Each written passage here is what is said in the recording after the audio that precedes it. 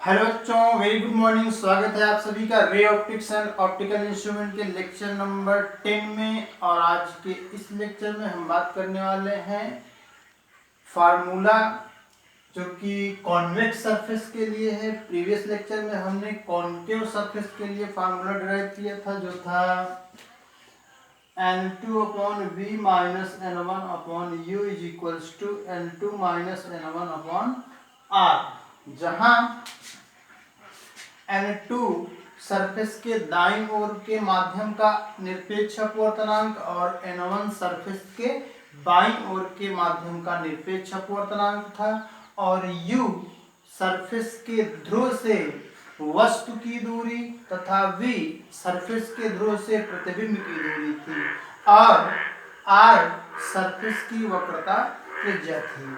तो यही फार्मूला आज हमें डिराइव करना है कॉन्वेक्स सरफेस के लिए, उत्तल पृष्ठ के लिए। वो अपवर्तक तल आपका कैसा हो, उत्तल पृष्ठ, तो फार्मूला ये कैसे आएगा। हालांकि फार्मूले दोनों सेम है पर थोड़ा तरीका अलग है। तो चलिए देखते हैं इसको हम कैसे डिराइव कर पाते हैं।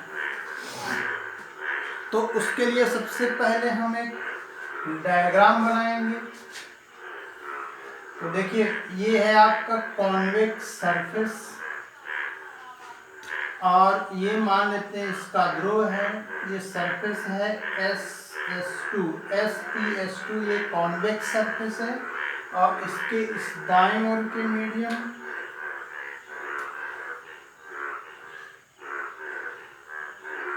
मान लेते हैं, इस दाएं ओर के माध्यम का निरपेक्ष अपवर्तनांक है। ये दूसरा मीडियम है जिसका निरपेक्ष अपवर्तनांक N2 है, और इस साइड मीडियम 1 है जिसका निरपेक्ष अपवर्तनांक N1 है।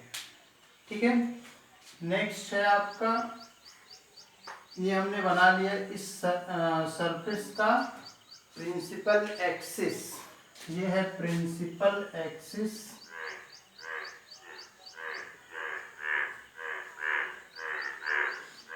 मुख्य अक्ष, और उसके लिए हम मान लेते हैं कि मुख्य अक्ष पर एक बिंदु आकार की वस्तु रखी हुई है A, और इस बिंदु आकार की वस्तु का हमें बनाना है प्रतिबिंब।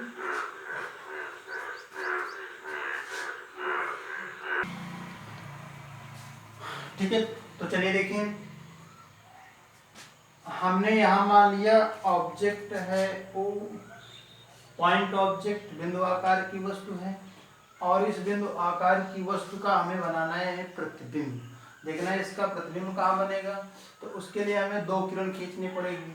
हमने एक किरण यहाँ से खींचा जो इस कॉन्वेक्स सरफेस के पॉइंट A पर जाकर इंसिडेंट हो रही है। तो जिस पॉइंट पर ये इंसिडेंस होगी वहाँ हमको नॉर्मल बनाना पड़ेगा, क्योंकि तभी हम पता कर पाएंगे ये अपवर्तन के पश्चात कहाँ जाएगी। तो नॉर्मल बनाने के लिए हमें सेंटर ऑफ कर्वेचर से रे खींचनी होगी। तो सेंटर ऑफ कर्वेचर इसका तो दाईं ओर है, तो यहाँ से मैंने एक नॉर्मल बनाया, ये इसका नॉर्मल है।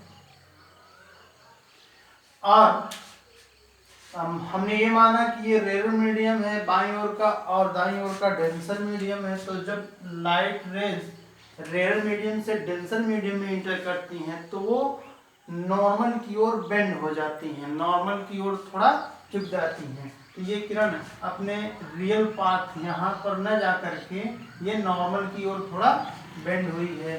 तो एक किरण मैंने ये बना लिया। फिर दूसरी किरण के लिए हमको मुख्य अक्ष से ही होकर गुजरती हुई खींच रही है। अब चूंकि ये भी सेंटर ऑफ कर्वेचर से गुजर रही है तो ये भी परपेंडिकुलर होगी इस सरफेस पर, और अगर ये परपेंडिकुलर होगी तो ये बिना विचलित हुए अपने मार्ग में ही सीधे निकलेगी।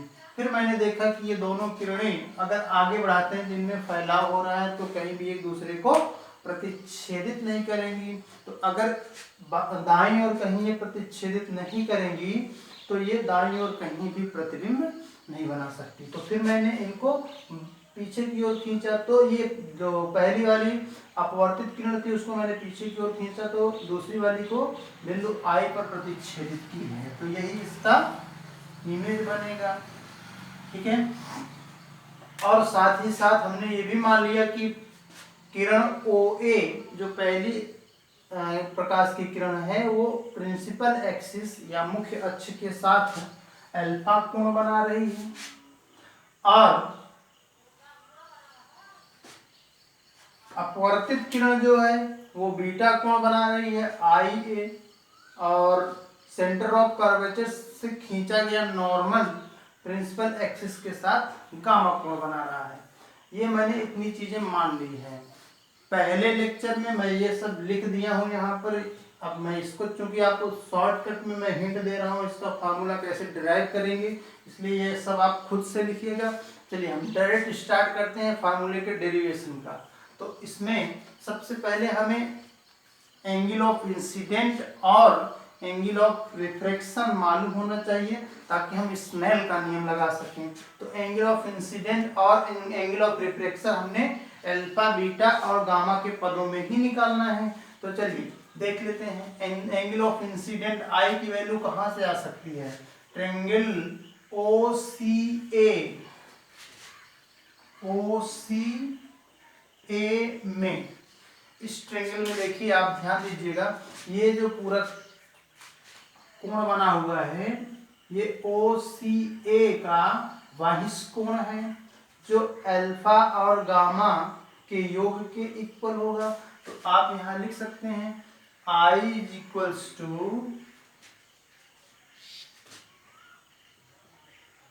अल्फा प्लस गामा, ये एंगल बन जाएगा I equals to alpha plus gamma.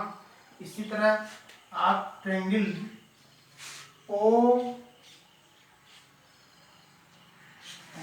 अब इस वाले ट्रायंगल में देखिए ICA में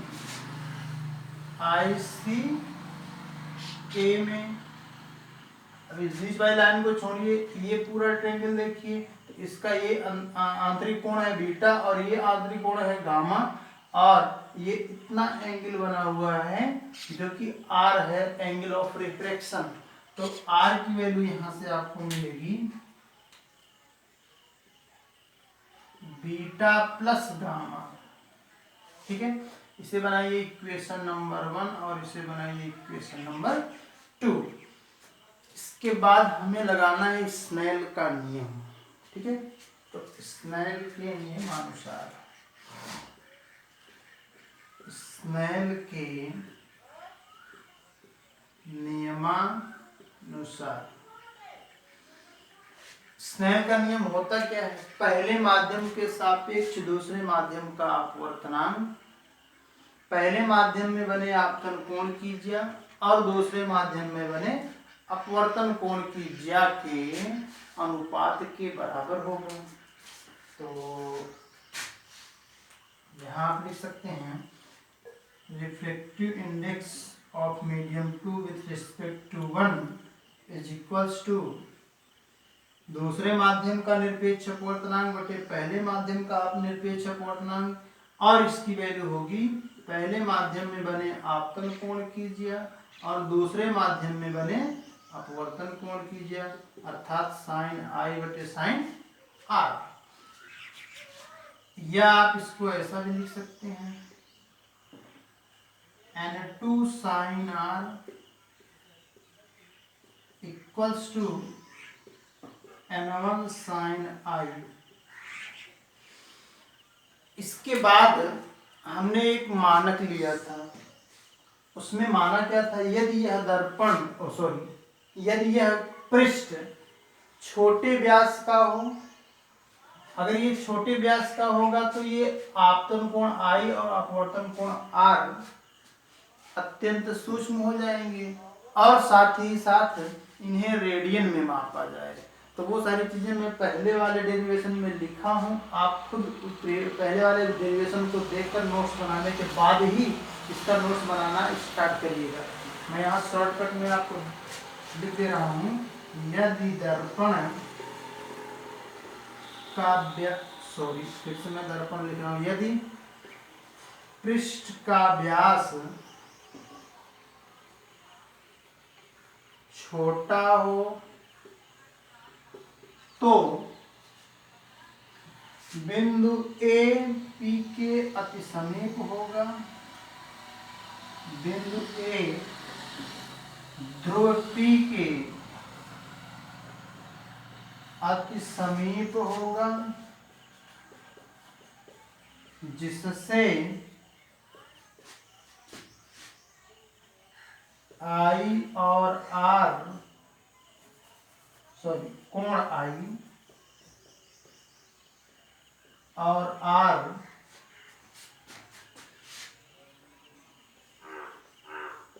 बहुत छोटे कोण होंगे और यदि इन्हें रेडियन में मापा जाए तो, यदि इन्हें रेडियन में मापा जाए तो sine i is equals to i और sine r is equals to हो जाएगा आर, क्योंकि साइन 0 अंश का मान 0 होगा। तो ये इक्वेशन आपकी बन जाएगी N2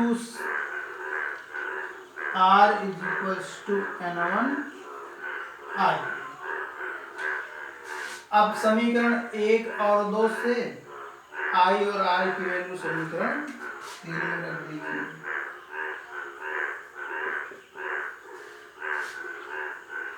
समीकरण 1 और 2 से I व R का मान समीकरण 3 में रखने पर, चलिए अगर आप ये वैल्यू पुट करेंगे यहाँ तो N2 R की वैल्यू है beta plus gamma is equals to N1 I की वैल्यू है आपकी अल्फा प्लस गामा। तो ये इक्वेशन बनी। अब यहाँ अल्फा बीटा और गामा की वैल्यू हमको रखनी पड़ेगी। तो अल्फा बीटा प्लस गामा, मैंने यहाँ आई की वैल्यू गलत रख दिया हूँ। आई की वैल्यू है अल्फा प्लस गामा,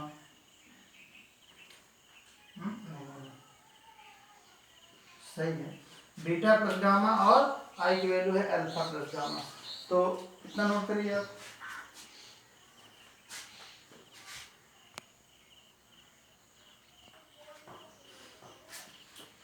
तो चलिए देखें, इसका अंदर गुणा कर देते हैं। तो ये हो जाएगा N2 beta plus N2 gamma equals to, इधर हो जाएगा आपका N1 alpha plus N1 gamma. Gamma वाले टर्म्स को एक साइड कर ले रहे हैं। तो यहाँ है आपका N2 गामा और इधर से ये आएगा N1 गामा, तो माइनस में हो जाएगा। ये आपका N1 अल्फा और इधर से ये जाएगा तो हो जाएगा माइनस N2 बीटा। तो आप इसमें चाहें तो N2 माइनस N1 बचेगा। अगर आप गामा को कॉमन कर लेते हैं तो N1 alpha minus N2 beta, ठीक है। चलिए अब हमें अल्फा बीटा और गामा की वैल्यू निकालनी है। अल्फा बीटा और गामा की वैल्यू निकलेगी आपकी समकोण त्रिभुज से। तो यहाँ देखिए एक समकोण त्रिभुज बना हुआ है OMA, ट्रायंगल OMA में यहाँ से tan अल्फा का अगर आप फार्मूला लगाते हैं तो tan alpha is equals to perpendicular upon base. तो परपेंडिकुलर है AM और बेस है OM, ठीक है। ट्रायंगल बीटा की वैल्यू निकलेगी ट्रायंगल IMA से। IMA में tan बीटा का फार्मूला लगा दीजिए आप। तो tan beta perpendicular AM upon base है आपका IM।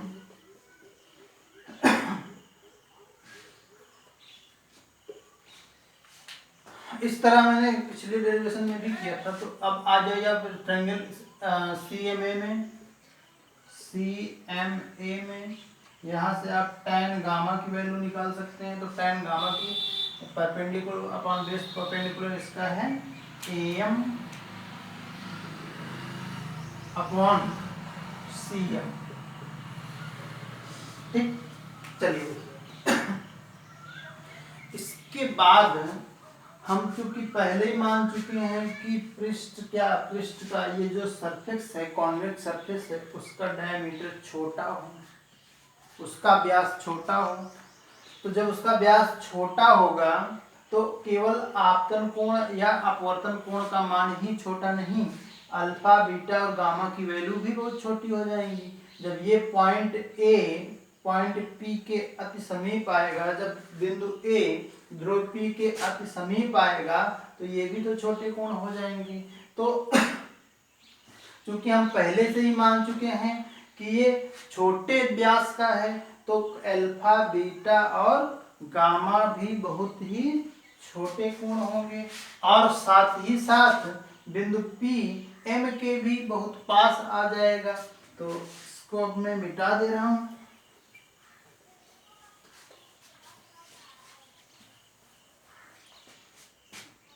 लिखेंगे क्योंकि पृष्ठ का व्यास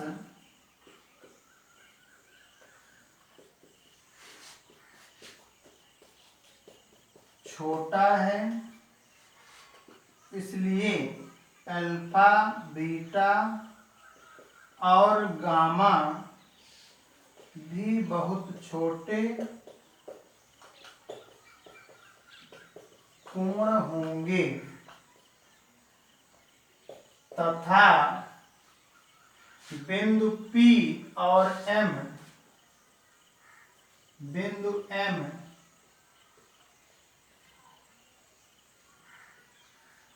ध्रुव P के अति समीप होगा।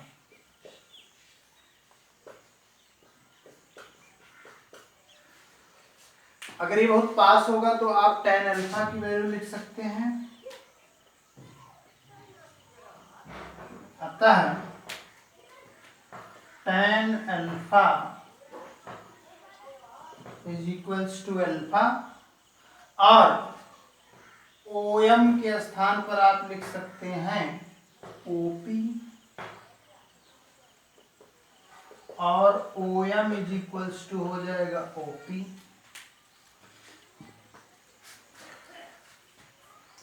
इसी तरह आपका हो जाएगा tan beta is equals to beta. tan beta की जो वैल्यू है वो बीटा के इक्वल आएगी, और IM की वैल्यू IP के बराबर आप लिख सकते हैं, और IM is equals to IP। tan gamma की वैल्यू हो जाएगी गामा, और CM के स्थान पर आप लिख सकते हैं CP। CM is equals to आप लिख सकते हैं CP। तो चलिए ये सारी वैल्यू हम यहाँ पुट कर दे रहे हैं जो यहाँ कैलकुलेट किए अभी। तो N2 माइनस N1, गामा की वैल्यू आप पहले निकाले थे,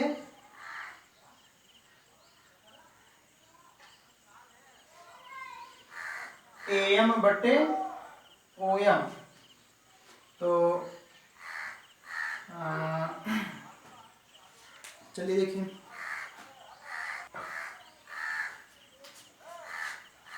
तो tan alpha is equal to alpha होगा। तो tan अल्फा की वैल्यू AM बटे OM, tan अल्फा की वैल्यू AM बटे OM। तो यहाँ आप अगर वैल्यू रखेंगे, यहाँ हो जाएगा अल्फा, और AM को तो हमने हाइट मान लिया h, और OM को क्या लिख सकते हैं आप, OM को लिख सकते हैं OP। तो ये हो जाएगा h बटे OP। चलिए यहाँ वैल्यू रख दे रहे हैं। तो h upon OP is equals to मुझे अल्फा की वैल्यू। इसी तरह आप यहाँ बीटा की वैल्यू निकालेंगे, तो बीटा की वैल्यू निकलेगी आपकी एम बटे, एम है एच, और आई एम के स्थान पे आप क्या लिखेंगे, एम, एक बार हम लिख दे रहे हैं, एम बटे आई एम, और N1 अल्फा की वैल्यू एम बटे O M minus N2, beta की वैल्यू एम बटे आई एम, ठीक है, यहाँ ओ एम बटे सी एम गामा की वैल्यू, टैन गामा की वैल्यू या गामा की वैल्यू एम बटे सी एम। चलिए, तो N2 माइनस N1, एम है एच, सी एम के स्थान पर आप लिखेंगे, ये मैं क्या कर रहा हूँ, सी एम के स्थान पर आप लिखेंगे C P is equals to N1, M की वैल्यू एच, ओ एम के स्थान पर आप क्या लिखेंगे, O P, minus N2, M की वैल्यू एच, और आई एम के स्थान पर आप लिखेंगे आई पी। ठीक, चलिए आगे देखिए।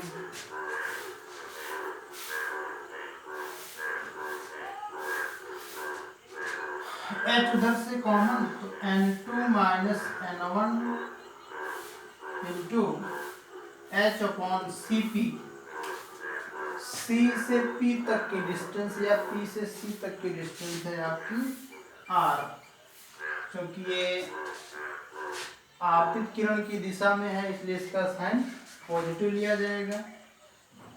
N1 H को कॉमन कर लिया जाए पहले, तो N1 1 अपॉन ओपी, ओपी ये अपवर्तित किरण की दिशा में है इसलिए यहाँ माइनस साइन लिया जाएगा, और ये है U माइनस N2, H को मैं पहले ही कॉमन कर लिया हूँ, तो यहाँ 1 अपॉन आई पी की वैल्यू, ये भी निगेटिव साइन के साथ ली जाएगी, तो माइनस V हो जाएगा।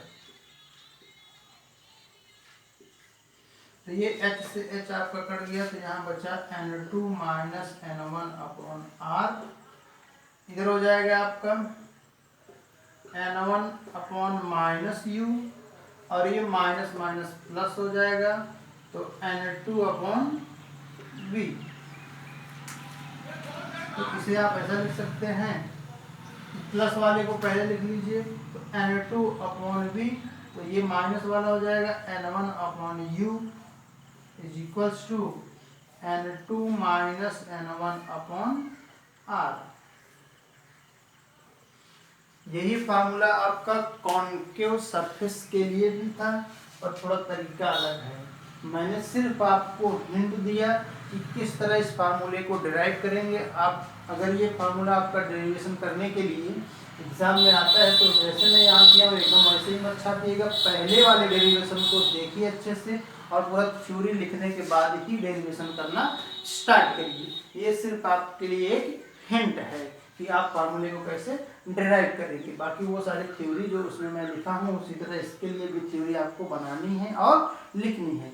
तो चलिए आज इसको आप रिवाइज करके प्रीवियस लेक्चर को इसको आप खुद से करने की कोशिश करें। धन्यवाद।